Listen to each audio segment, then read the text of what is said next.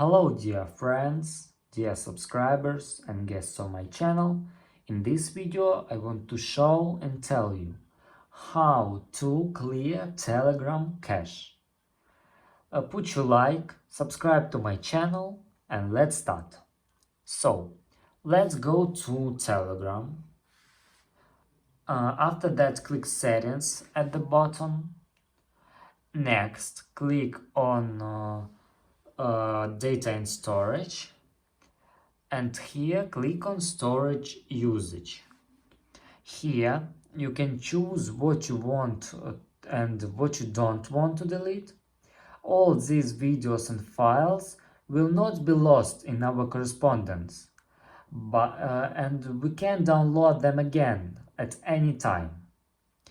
After that, click clear entire cache,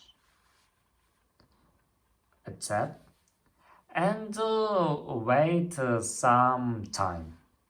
And let's go to next method. Let's go to settings, go to general, click iPhone storage here, and click Telegram here, and click offload app. And this is the second method to clear cache on your Telegram account.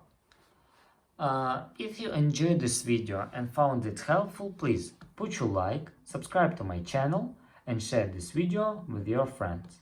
Bye bye everyone, see you later.